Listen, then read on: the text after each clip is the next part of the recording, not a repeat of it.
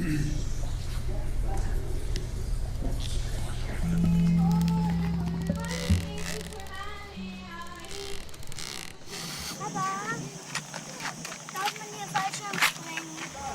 is your cell. Si eres ladrillo, seré concreto.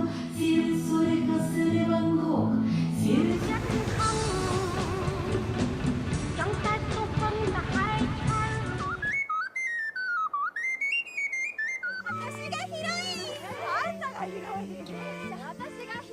فما كاري أبيض، فما ريكتانجل أبيض فيرتيكال. تو دي تصور دي. كيك.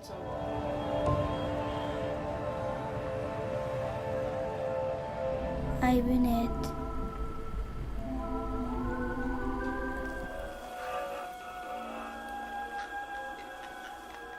Oder bleibt es Utopie? Jeder Mensch weiß, es ist ein Kreis, nimmer verweilt, Elend und Leid, der Liege treibt, innerlich schreit, sich zerreißt.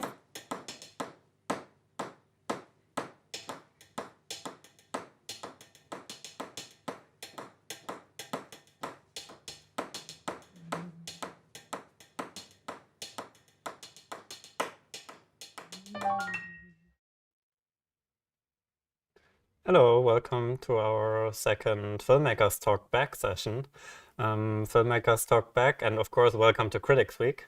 We are heading towards the end of the festival, and I want to welcome you. It's my pleasure to welcome you to one of the formats we developed last year, a format which is based on our decision to sometimes do panels without the filmmakers. Last year we did a format called Critics Debate, in which we invited critics to discuss films without the filmmakers. This year we have had some festival partnerships, for example, with the Mumbai Festival and Courtisane Festival to collaborate and develop some film programs. So just recently we had a debate with representatives of the festivals, as well as Greg de Cuet Jr. and Kirsten Johnson on our see-through program, which was a result of this collaboration. And in this format we didn't include the filmmakers. This is always a break with the routines of festivals and what festivals usually do. So we thought it would be interesting to allow, of course, the filmmakers to also react to what we do.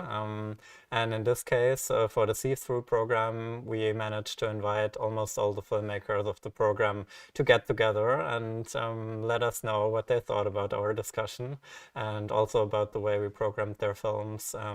So it's my pleasure to welcome Farida, Pacha, and Lutz Konermann, who did Watch Over Me. Lutz was the producer and director of photography. Farida, Pacha was the director of the film. I'm also very happy to welcome Ismaïl Bahri, who is the director of FOYER, which was part of the Courtisane short film program, as well as Fairuz Ghammam, who is the director of OUMOUN, which was also part of the Courtisane film program. Hello, everybody. Great to be together. So this is the moment to talk back, and obviously this is also a format in which you can ask questions, not only to me, but also, of course, to each other. And I hope we can exchange a little on this program together. Yeah, first of all, of course, I can't wait to hear how you perceived the discussion last night, and yeah, how you feel about it, how you thought about ideas which were mentioned in the panel. We had some really interesting points I think we made. We talked about revolution in cinema or resistance. We talked about a cinema of care. So there's several things we could explore. So let's get going. Anybody who likes to start can get going. I think that I actually found it very, very interesting and very illuminating, actually. And I was not sure at all of this kind of format. I felt very protective of my film, and I felt to lay it out there and let other people, sort of lay it threadbare, and I'm not even there to defend it and defend my work. And it was a very difficult to just give it there. But I must say that I was very surprised how much I enjoyed that discussion. It was actually, I'm so glad I was not part of it. I mean, to actually say that, really, ultimately, I was very happy not to be part of it. And there were so many interesting observations that were made. I mean, of my film, but also of Fairuz, Ismaïl, and Mahmoud's films. And I think that they will stay with me. So I hope that we have a chance in this discussion to discuss some of them. I mean, the cinema of care, for certainly. I think that's really very important, and also the idea of resistance, and what does it take? I mean, what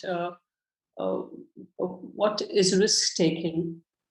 And and I see it certainly in their films, but I also see that in my own film. So, but we can discuss that at length later, maybe.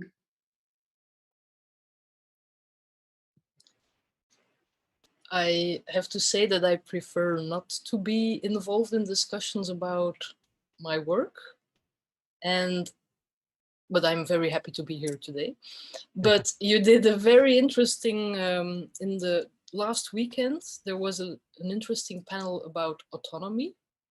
Mhm. And I really believe that a good film can be autonomous and the director doesn't have to be there. Of course, it's cool to hear directors talk about their films and what happens backstage, but a good film can work on itself.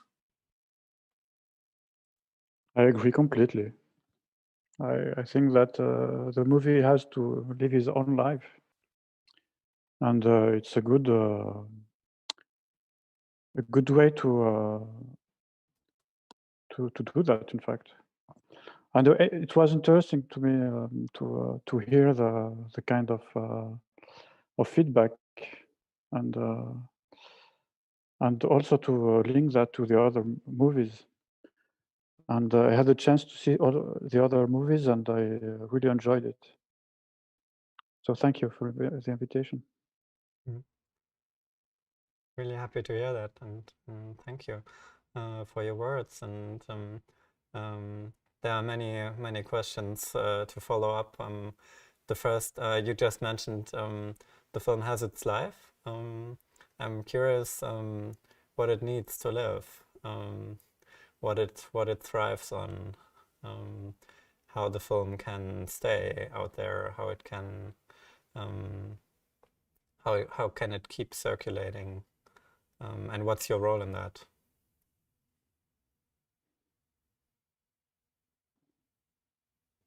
Well, as you just said, the film in order to live, it needs to be continuously nurtured and continuously kept alive, and it only can live with an audience. Without an audience, there is no life to a film. So I think the most important thing for a film is to be shown and to have an opportunity to be seen. So what can we do about that? We can only hope that people like you organizing festivals will keep curating and programming our films, because that is what our films need to be kept alive.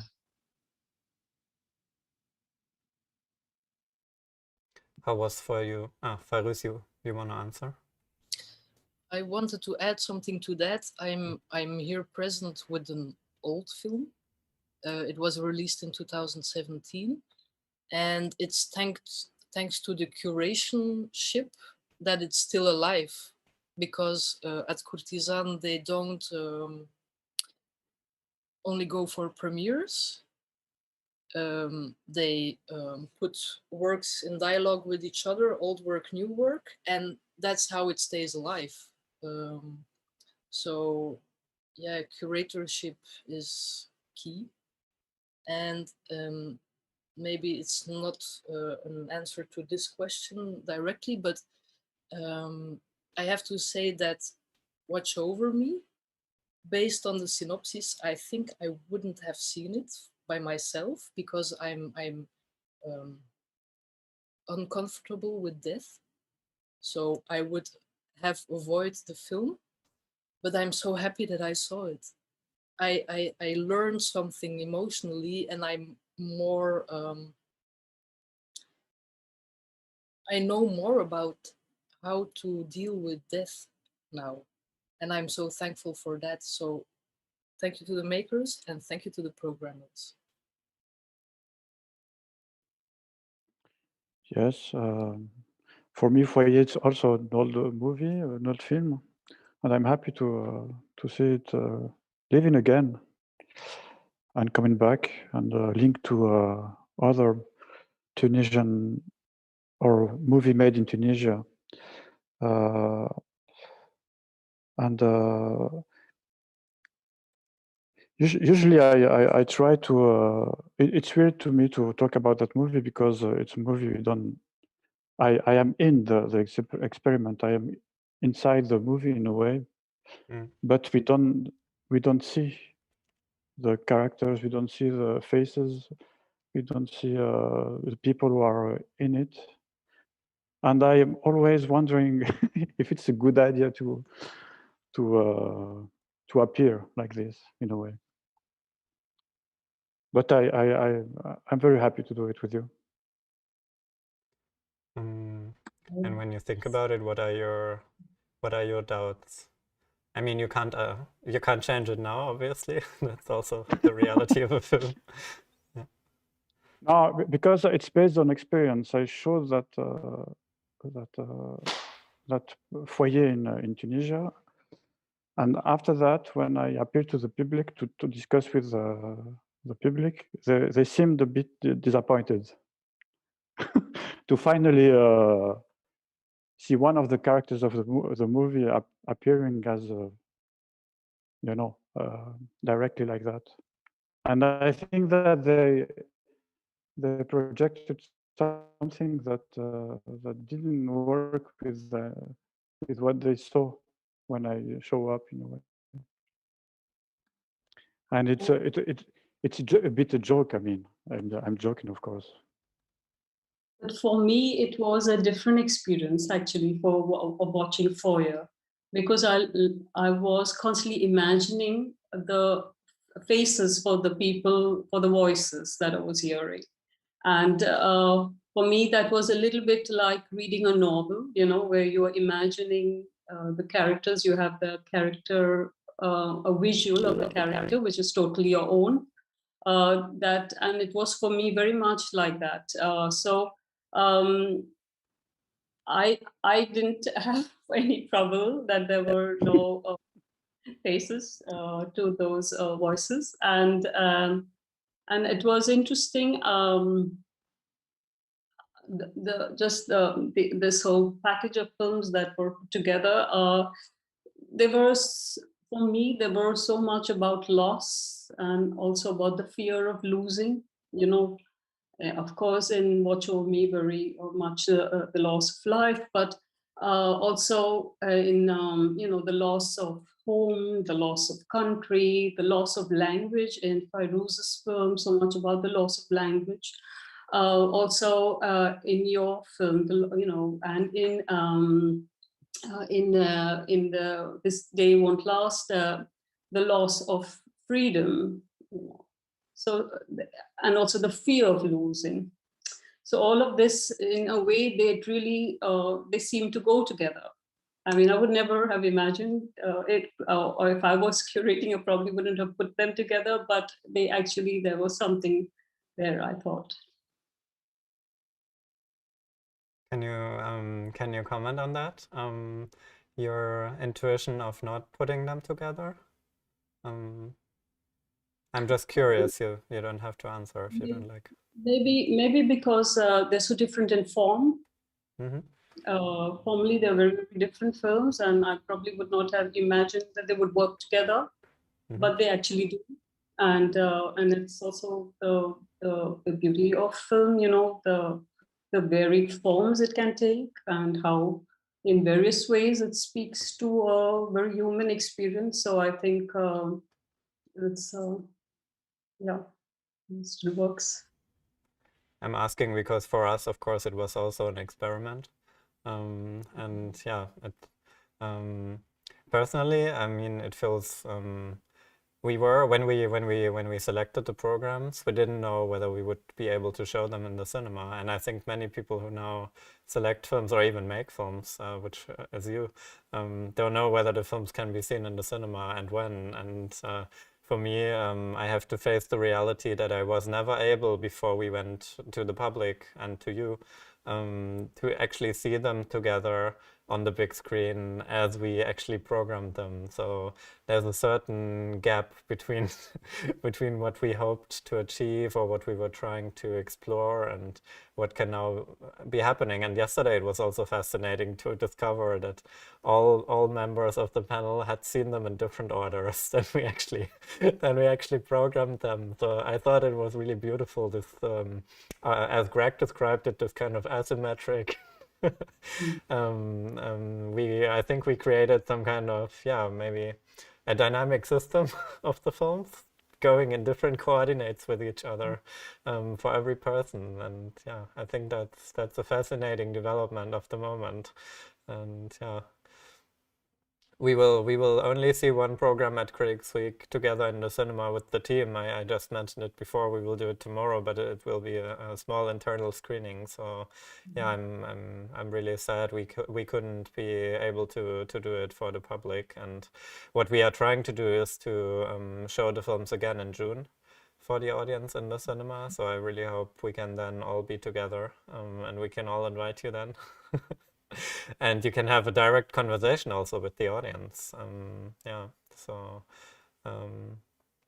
I have many questions, but one of them is, do you have actually questions to us and towards our perspective? And is there something you would like to explore or know better?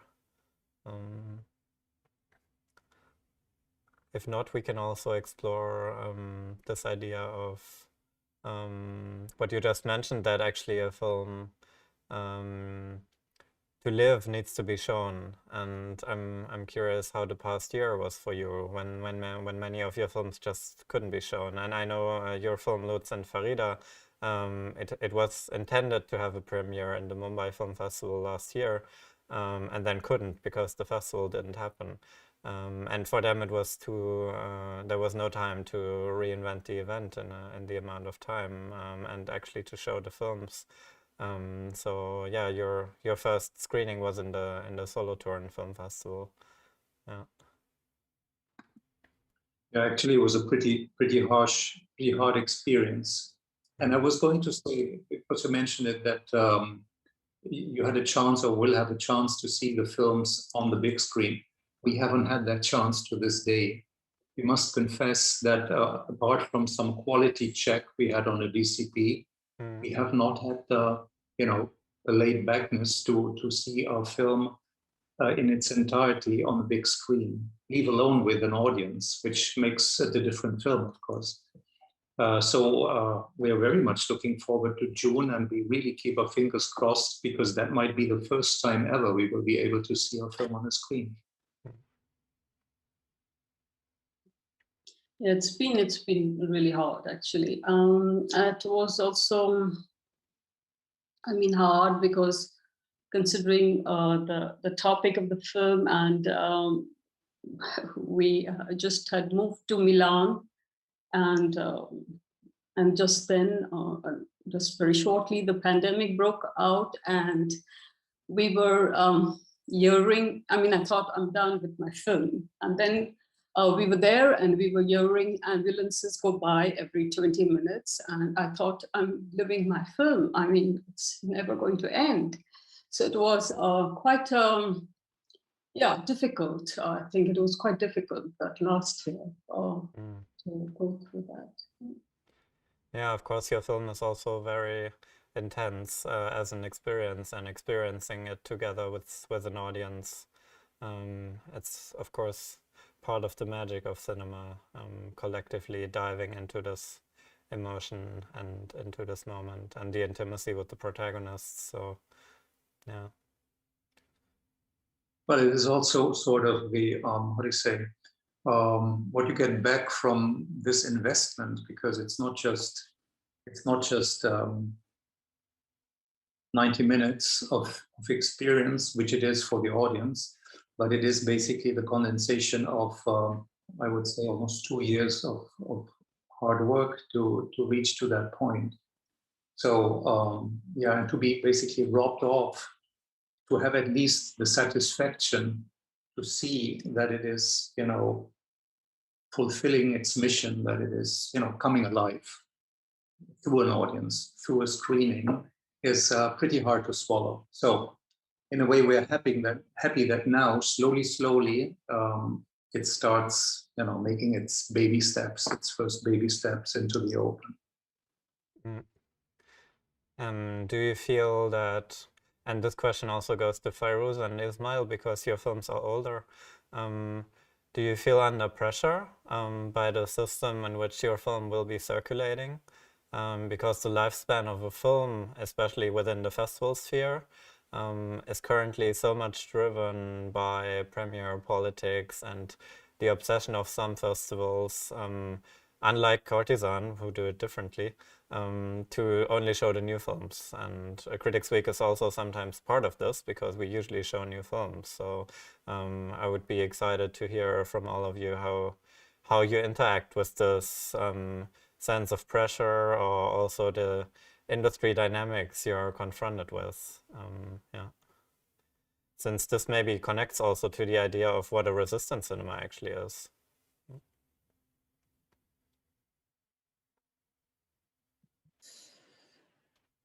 The pressure of the industry is there, and I try not to take it in account. I'm happy when my film is shown, and to be honest, I don't care where it's shown. Well, it might sound very wrong, but as long as there is an audience, I'm not busy with prestige or big, small, whatever. And so I don't feel the need to be part of this industry dynamic with premieres and stuff and Oscar qualifying and whatever. So I hope to be able to keep this attitude forever. Of course, with a film like OUMOUN, it's easy. It didn't cost a thing, only energy and emotion. I can imagine when you spend money, time, and when it becomes bigger, that you sometimes have the impression that you have to fit into the industry system. And I'm very, very sad for filmmakers who have to, feel the need to be in this kind of rat race. But I try to stay as far as possible from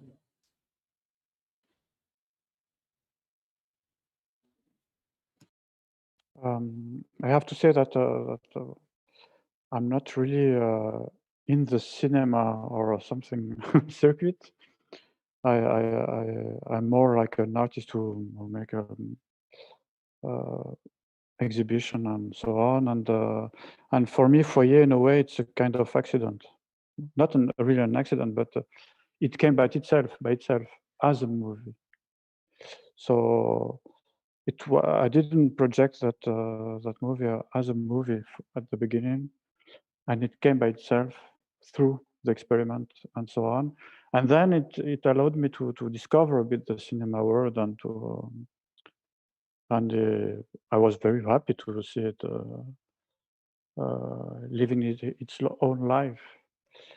And I felt more or less the cinema world quite welcoming, in fact, and quite curious, even more than the contemporary art world in a way. So, but one thing is important to me, that that movie especially is really made for the cinema theater. I mean, for this kind of display, and it doesn't work, I think, on a laptop screen or something like that.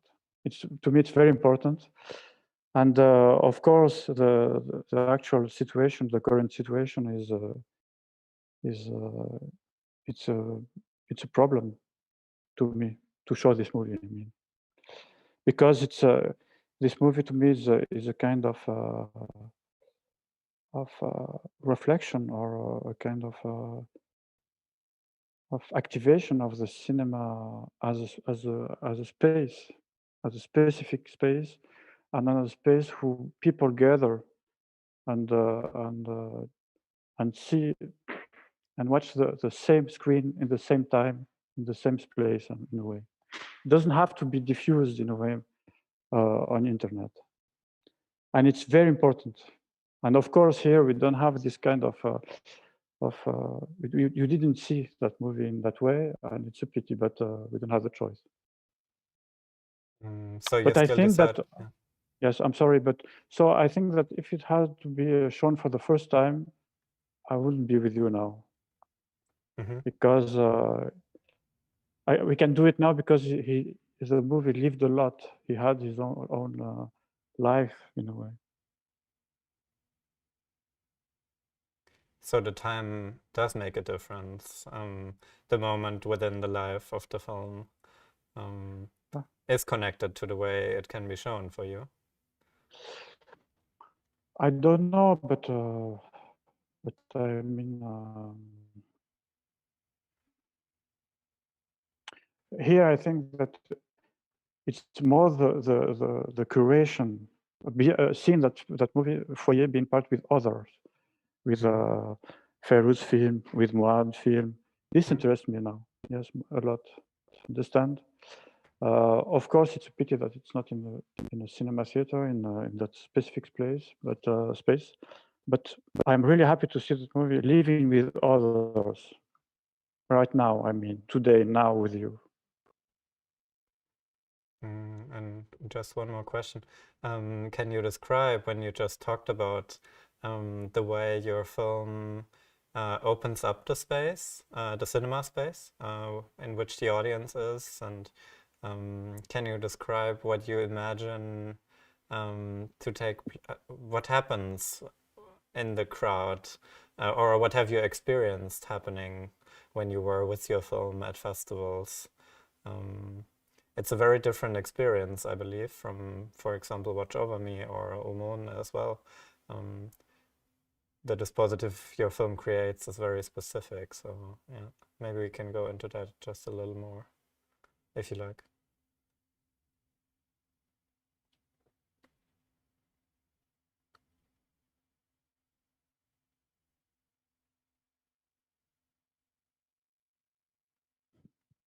It's an open question for everybody.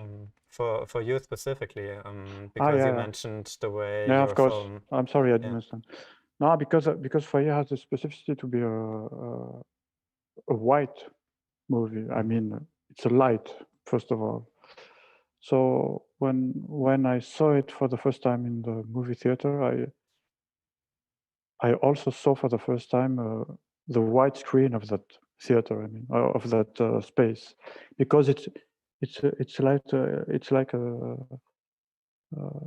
it enlightens that physical space, and also it emphasizes the shadow we are in a way. And then I understood that what activates me is that the space we are in all together, and the other space, the Tunisia also, and all the people from the street who are talking. It's a kind of link and separation. It's something like that. And the screen, which is the sheet of paper,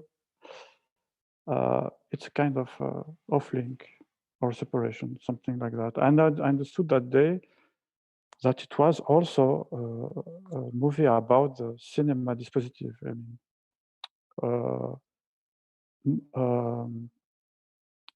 and at the same time, a movie, of course, about that experiment I made in Tunisia, in the street of Tunisia. That's why I was emphasizing and the importance to me of the movie theater, of that specific condition of seeing films we have lost now. I mean, seeing something together, and the title FOYER to me was very important, and it means that because FOYER, it's in French, it's of course the fire we are gathering around to talk, the fire that illuminate the space and illuminate faces, people faces, and it's a fire we talk around, you know. And to me, I understood that experiment, that camera will become something we talk around, we walk around, something like that, and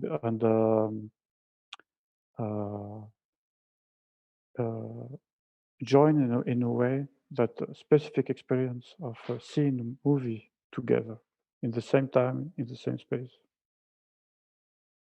I think it's beautiful, this idea of also being physically together and having a space which is not unlimited, which is of course also connected to the question I asked before, whether this, I think the pressure within the film ecosystem, which is also circulated by so many lives of films, it's maybe also connected to the fact that the physical cinema space is simply limited. And I wanted also to get back to Lutz and Farida to reply to that, in which sense this also affects you, like the pressure of the film ecosystem, and you already outlined that it's also very important for you to bring your film to the cinema.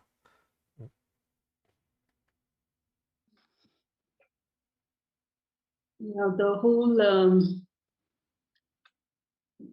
whole documentary industry the industry that has grown around the documentary film, it's a very difficult course to navigate, actually, and it's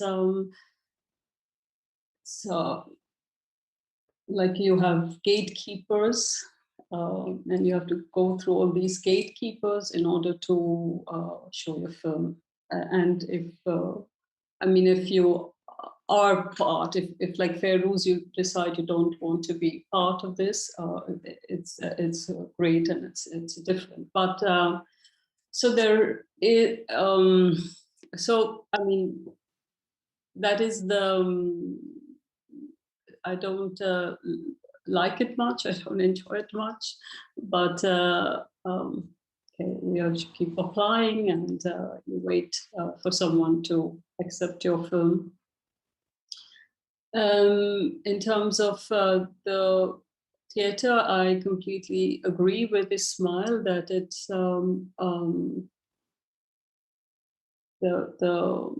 that we sit together and in a dark space, and we watch a film together, and which you have like that's all you do in that time. That's all you do, is you look at the screen, and that I think is I hope it's not gone forever. I fear this, that we will probably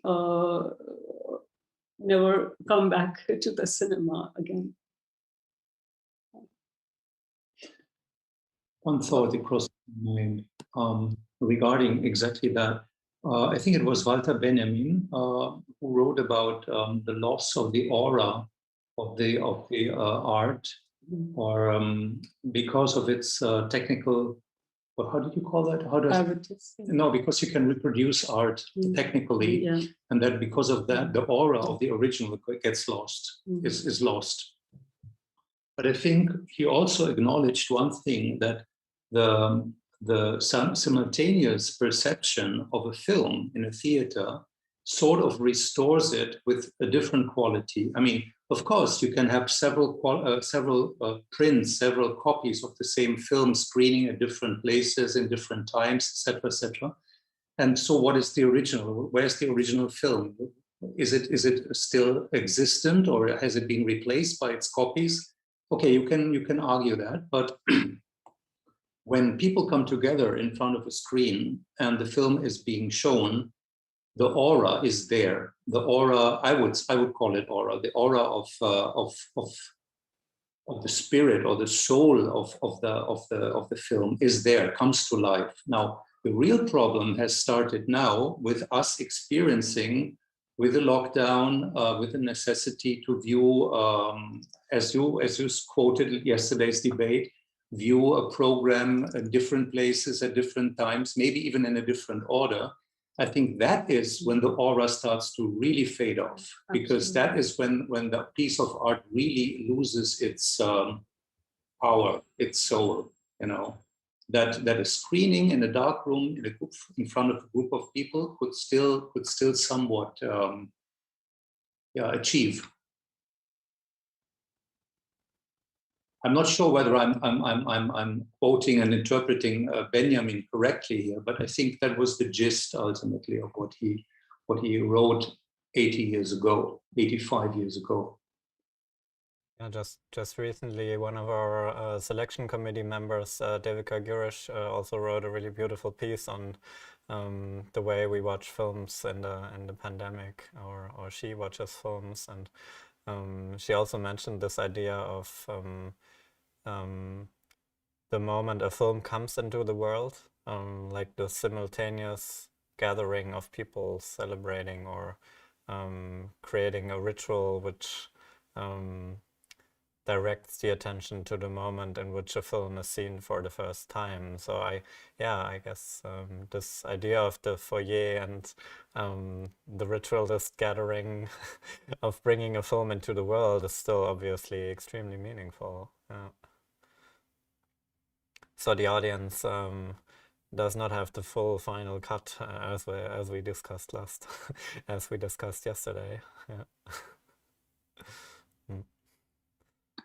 That was a beautiful thought. The thought of the audience having the final cut was a beautiful, beautiful one. I like that very much. Yeah, also, yeah. I would like to reply to Farida. I really think the cinemas and watching films together will come back, because I teach and my students really miss it. They have the impression that they can't move forward as film students because they can't watch the films together. And it's one of the first things we will do, I hope, in April, organize screenings, because they really need it. And they have, in fact, they have all the films at hand, but it's clear that it doesn't fulfill their needs or their hunger to have this experience together. So I think it will come back the moment it can come back, and we will push for it, and we hope that the vaccines will be there. And it's such an important ritual, as you say, Dennis, and that ritual we need it to be fed with ideas and with presence and proximity. So this is only a phase. We try to make the best of it, and then we will be back together in that room where Dennis is sitting right now. Thank you, Fairuz. I so hope that your words will come true. You know, in my language, we would say, "Aapke muh mein ghee shakkar," means I will put some sugar and some butter in your mouth, just to make these your words come to life. You know, true. The expression is great. Thank you. Actually, in the frame of the magazine we published at Critics Week, we did a roundtable with a group of programmers, and we got together thinking about the moment of cinema. I highly recommend everybody reading that one, and actually it's pretty melancholic in the end. There's a film programmer, Marie-Pierre Duhamel, who works amongst others for the Pyongyang Film Festival. And she was referring, well, I can just read it out. She says in the end, well, cinema has a long way to go, but there are people who want to be connected with cinema, like your friends, Nick. It's one of the participants. and they bring that meaning to me to go back to film. I don't miss festivals. I don't miss the specialized places for cinema anymore. I'm thankful for friends and the people I meet and my students. They saved me. Not the films, but the people. That's a lesson. I thought it was very melancholic in a way, but also really beautiful in relation to the moment we are in now. And I wanna explore a little bit how this connection with other filmmakers and other individuals within the film ecosystem we talked about, because it's not only inhabited by films, but obviously also by human beings, is important for you, and how it carries your films and how it helps you move forward. So let's move beyond a little bit beyond the experience within the cinema.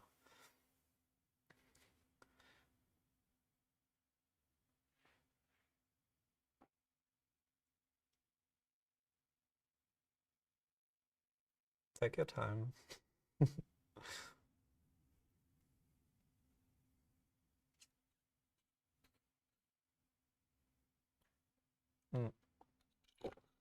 Maybe I can also expand the question a little, since we mentioned the term of resistant cinema.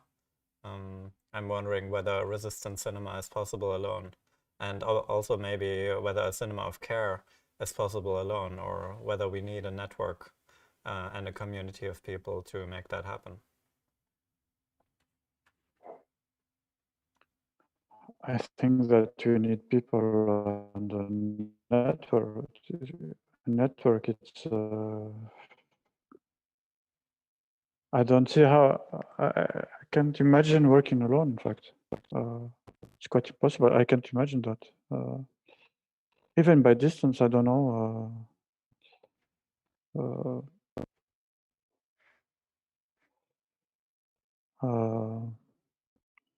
I have nothing special to say about this, in fact, because it's to me it's quite obvious that we need to work among others and with others, and to have also confrontations, also different views and so on. That's all.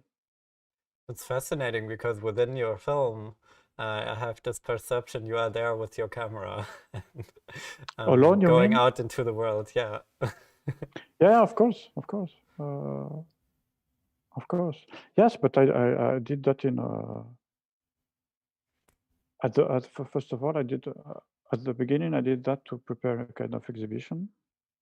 Okay, so I had a kind of blurry project in my mind, and I was preparing that exhibition with people. I mean, after I found myself alone in the street, of course, because I had to do that alone, because it was something I had to face by myself, being in the street, and because it was a kind of frightening to me to be there and trying to film that kind of small sheet of paper, which was a bit strange, even to me. I mean, and then and also having to face the relation to people, because I don't speak Arabic very well, so I had to find my place in the street. I mean, in a way, and what is interesting in that experiment is that perhaps to answer your question is that when I was filming, I didn't really notice the importance of sound and of the words, of the people voice. You know, I was focused on that whiteness and blah blah. And it's only when I came back in my studio, in a way, several months after, that I start hearing and I noticed people's voice and the discussions that I had with them, but with casually, I mean, you know, without any intentions. It's just people come and we discuss. And in a way, they are kind of bothering the work in a way. And then I heard their voice, and I heard what they were saying, and it's people's voice and people words that showed me the movie that I can do and I should do. And then, I mean, forget absolutely my first project or my first intuition, I mean. So in that way, it's the people who did the movie at 50%, I mean, the people of the street.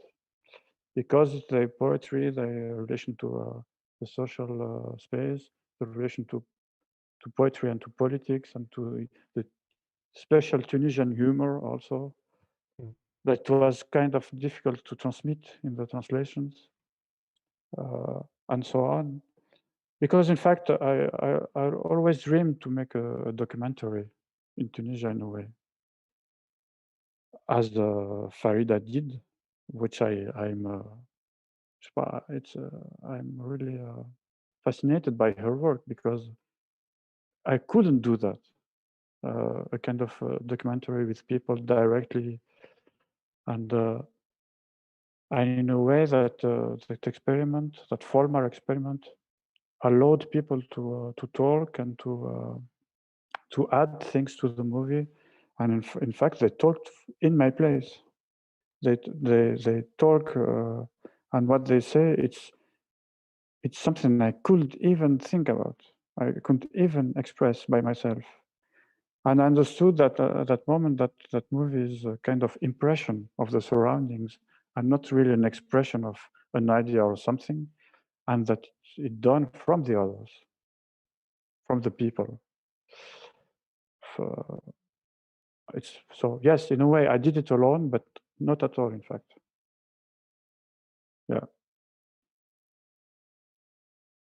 I hope I answered to the question, because at the beginning I wasn't clear in my mind, but yes, absolutely, in a very beautiful way. And what do the others think? We can go ahead if you like. No, but I just want to say that when I experiment that, I was really uncomfortable. I was searching my space and my place, and it wasn't easy to me, and it was difficult. And I think that making that movie, it was a way to learn how to accept or how to hear the others in a way, instead of just focusing on something because you are envisioning, you know. The outside and the real society came from, the kind of reality came into and affected the movie in a way.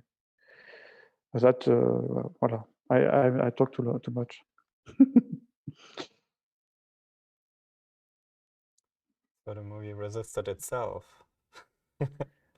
Yeah, it came in a way. It came by itself. But my work as an artist or filmmaker was to notice that at one point.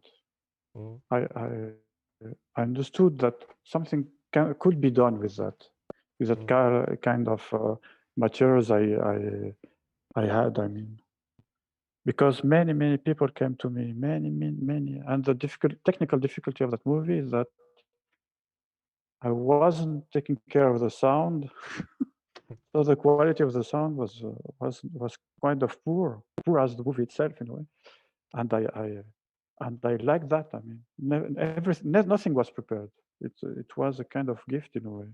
It came, it appeared, and that's all. It's funny how in OUMOUN, the this film is not what it was initially intended to be. And I also discovered the film five years after I recorded it. And in fact, it's historical events that made the movie to what it is now. So I had this initial idea, I want to talk with my grandmother, very simple. I thought we can make a movie together, I'll ask her. The moment I was there with my cassette and my letter, after 1 minute, I was like, shit, I can't talk back. So we will not have this dialogue, and I'm frustrated and everything is wrong. And what was I thinking?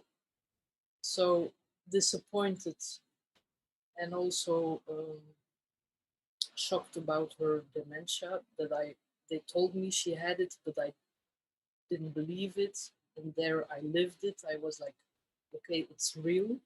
She forgets things and I don't know how to cope with that. I came back with the recording. I put it in a drawer. 3 years later, my grandmother passed away. 1 year after that, I decided I have to learn Arabic. It's something I want, and I won't be able to talk to her because she's not there, but I can. It's not possible to have all these wishes and not to fulfill them. And also at that moment, there were a lot of terrorist attacks in Europe, and a lot of Tunisians were involved in it. And I felt the need to take this language, appropriate this language, and I have not control of it, but a feeling to this language. So I took 3 months classes, which is of course not enough to have the whole language, but it was enough to understand where a word starts and ends. And thanks to Google Translate, you can write when you understand where. So I had more knowledge, and I felt the need. I revisited the material a moment where I had the impression we never hear North African women talk. I have footage of a North African woman talking. What is she saying? So I translated the footage in my way with Google Translate and dictionaries. And there I discovered the dialogue, which is very casual. And I presented the subtitled film to my brother, who was present while recording. And he said to me, but she's really talking to us. She is responding to us. And so from there on, I decided to make this film, to decide where it starts and where it ends and to release it. And it's funny how footage can be autonomous and how footage can dictate itself. And I had some practical problems in that sense, that I'm known as an editor and I was working on my debut movie and there wasn't one cut. So it's of course it's not relevant, but to me it was like, is this right? And then the first time I showed it, it was at Courtisane. I was sure that it was right. I felt it because of the audience. So yeah, it's funny how a thing makes itself, or can make itself, or how history can put a different layer or a different perspective on such a simple thing. Yeah. And maybe also how a film can connect us to other individuals. Since I was referring also to community or a sense of community within the film ecosystem. There's this really beautiful closing note in the film by Muad al-Salem, who can't be here with us now, and maybe even more so it makes sense to bring it in. In the end of the film, there's this sentence which indicates, I hope you see this film when the situation of the law has changed. So in a way, the film establishes a community beyond the moment now, but it's also referring to a future community or a community beyond the moment, which is now reality. And So there is also a very strong sense of that the resistance might not work now, but it might be reality in the future, or we might be able to change the systems in place. And yeah, so I currently feel really connected also to this film, and yeah, it's fascinating also how we got together, because this is the first moment we meet. But I feel we had been connected before because we showed your films, and I felt you were present with us yesterday as well when we discussed your work. So this is, yeah, all these interesting temporalities which are happening within the film world, and how the cinemas are ahead of us, and the films are ahead of us, and there's spaces of which we are not physically part, but maybe ideally part. Yeah. Farida and Lutz, maybe you'd also like to comment on how your film has put you in connection with others, and yeah. No, yesterday when Stoffel he mentioned curating as caregiving and caretaking, and also Fred he mentioned Greg he mentioned the cinema of care, and I mean I have been thinking that I must get a mail every week, advertising some workshop or some pitching forum or some residency, or I mean, it goes on, and I wonder, how many of those actually address this question of care, because I feel like as filmmakers, I mean, we are exposing ourselves to other people's realities, and we are really investing big chunks, big parts of ourselves, and but where is that community of care? Because I must say that it really leaves a toll. I mean, you are, it is, for me, this film has, it has been a priceless, a very precious experience, but it also took its toll on me. And there is no sort of sense of how to nurture filmmakers who put themselves out there, So I think this is something we as a community of documentary, filmmakers, we have to address this, because it's not, and I find that it's not just me. It's not just about because you make a film about people dying, but I have seen this across documentary filmmakers that they feel, in a sense, alone. I mean, you have festival makers not choosing your films. You have, audiences, of course, who watch and who give back a lot when you actually are in person with them. But there is no sort of nurturing care of the mental or emotional well-being of filmmakers. And I think for me, if he mentioned caregiving and caretaking, I think this is what it should entail. I mean, it's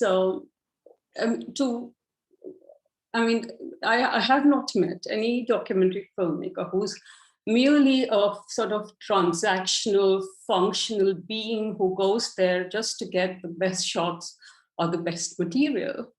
I mean, they're also human beings, and who are sharing that reality, even if it is for a temporary amount of time, but then you relive it when you're editing.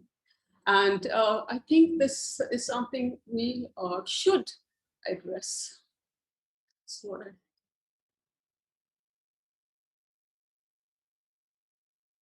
Yeah, I guess there's also a very,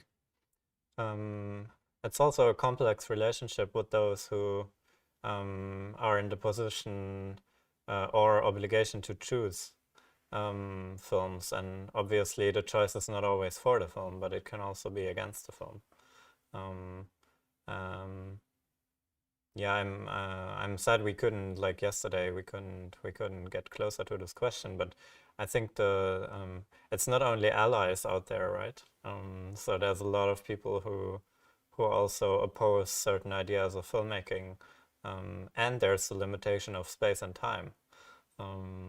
So I believe the ecosystem is it's a very complex one, the ecosystem of cinema, and it brings us as human beings in very complicated relationships with each other.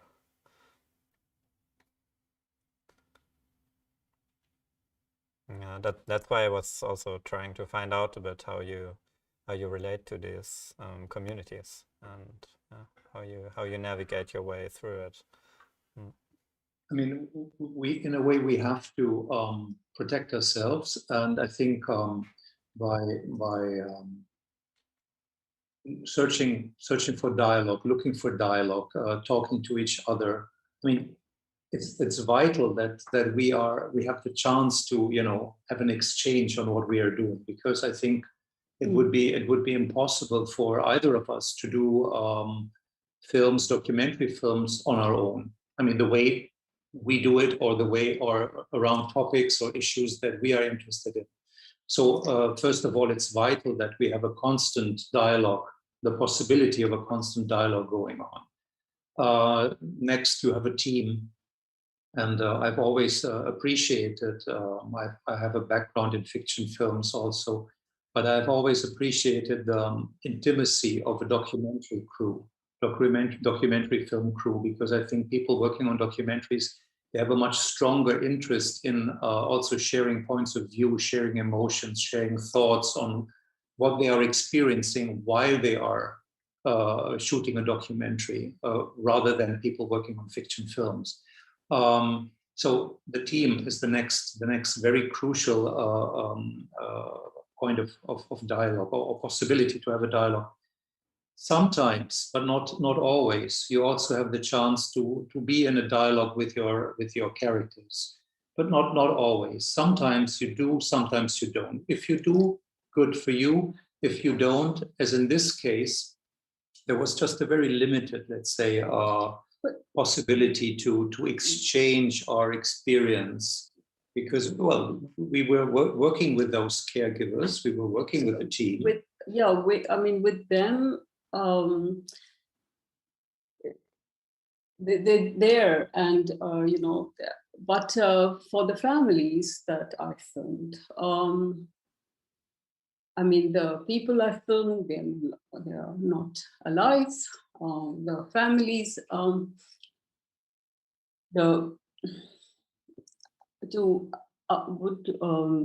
would want to show them the film, but I also would leave it open to them, because I think it's not, can be very re-traumatizing to have to watch this of your own father or mother, So, yeah, but what I mean is, what I was actually pointing at is not just the connections that we make with the crew, which has been very sustaining, but it is in terms of this whole documentary industry that is around, and in which this question is just not addressed. I mean, in a way, it's a little bit what you call mercenary,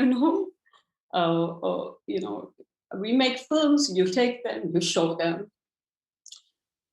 But yeah, so I think this is something that, I mean, individually as a filmmaker, the what you have managed to build is your own individual effort, whether it's through other filmmaker friends, or through your crew, or through your partner, whatever. But what does the documentary film industry that is also sustained on our work, what the role can it play, towards this? I don't know whether Fairuz and Ismaïl share this, or what they feel about it.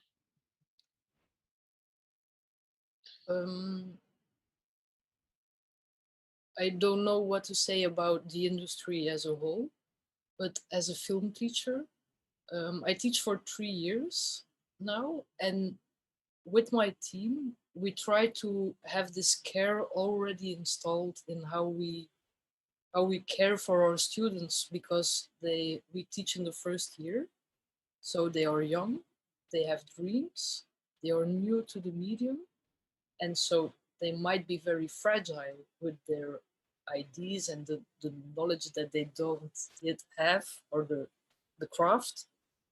And I think, yeah, care should be in all stages of creative making. And unfortunately, schools in this neoliberal era also install, how do you say, concurrence, rivalry. So no, not everyone can pass. So, and we are trying to change this mentality. It's not easy, but we really make a point of it to be careful with people who want to tell and share things, because it's as you say, it drains energy if you invest in a story, in a relationship with characters, with the crew, with the whole thing. So yeah, Farida, I really hope you will find what you are looking for. Yeah, because it's yeah, I wish that you find what you are looking for.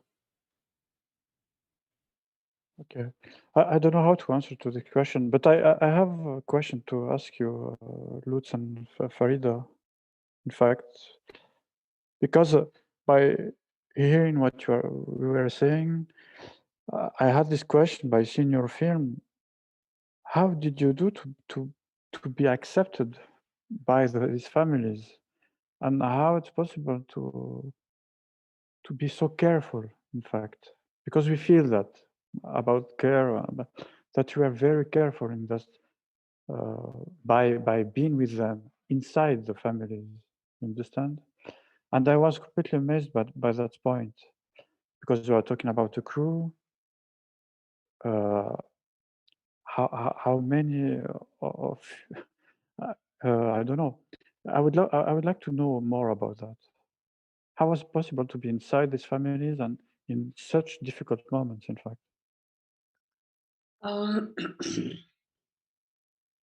Okay, so but I mean, since I had gone through something similar with my parents, this was a film I needed to make, and that's I must say that was the starting point of it. The also, you know, for me, you know, the idea of a vigil, you know, this is so common, or was so common in so many cultures around the world, that you would keep vigil at the bedside of a dying person, that you would not leave the dying person alone. And I remember, you know, as a child, I was very young, and my mother's uncle was dying, and she took me with her, and we were just sitting next to him for a very long time. And this, I wanted my film to be a kind of vigil, you know, to be at the bedside of somebody who is dying. And in terms of the acceptance by the families, I don't know. I can't explain it. Why did they say yes? Why did they let us come? Not once, but so many times, every time. There were others who said no. But the three families that you see in the film, once they gave their big yes, they never went back on that. And why? I don't know. I mean, in terms of the Hanif, the person on the rooftop, I think he very much wanted to tell his story. For him, it was very much an active act to say the story. For the other two people that you see and their families, for the man who is dying, I have not come across such a absolutely beautiful, lovely family, because it was something they showered their love on us. I mean, his wife would insist that we eat something every time we came there. She would give us tea. She would, even when we came after he had died, I mean, really all the time, we were part of that. She considered us part of that palliative care team that was coming there. Like we were just like them. Although we were not doing any care over there. It was not us. But we cared for their story. Yeah, I don't know. We cared for their plight, no, did we? Yeah. And yeah, so it's always, to me, I have no answer to this question, why they did. But they did. And I can only say that I'm very grateful for it. And it was extremely, extremely rewarding to have been a witness to that. I think the title of your film is also really fascinating. Well, it comes from the idea of the vigil, you know, to watch over me. How did the others feel when you read the title? Maybe also before you had seen the film, but did you think about this combination of words, to watch over, and how it relates to your own? No, it really was something somebody told me when I was just about to start the film, and it was she was relating to me a story, and I don't know if it's true or not, but she told me, in fact, it is the head of this palliative care organization when I first met her, and she told me the story that that when Jesus was dying, his followers asked him, "So what can we do?" And he said, "Watch over me." And that stayed in my mind. And to me, it very much also to the idea of the vigil, you know, that it was very much fitting with that, to watch over somebody, to be there. So that's how the title came about. It was there from the beginning. I'd actually love to do a little closing round, coming back to the title of the program we invented, which affects all of your films, See Through. I'd be curious to hear from you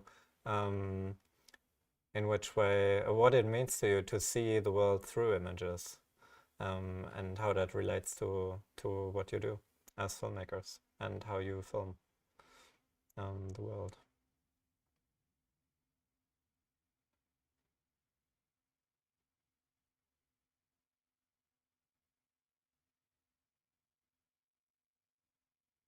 Sorry, this is a deep one, but take your time.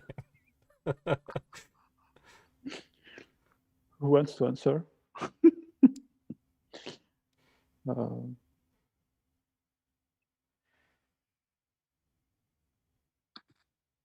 Well, it's a really tough one. I mean, for me, making films, showing films, experiencing films is hard to imagine without seeing. I mean, seeing through the lens, seeing through the mind of a filmmaker, seeing through appearances to the core of the matter. I mean, there are so many interpretations to this title possible. So in a way, it would be most films, I suggest, I suppose, right? So just wanted to say, ask you, reverse the question and ask you, so why did you think it was so befitting for this particular program? Because it is befitting for almost every film or film program. Well, it's a very open term, obviously, and the way I asked you was not how we intended the title necessarily. We also thought about things like what does it mean to see through the image or behind the image and see where it comes from, and maybe also what lies between the images and between those films, since we knew we wanted to also have a curatorial debate about it. This was something which came to mind, and actually we also used a German translation of the term, which is not an exact translation, which is Durchblick, which is something like knowing and seeing at the same time.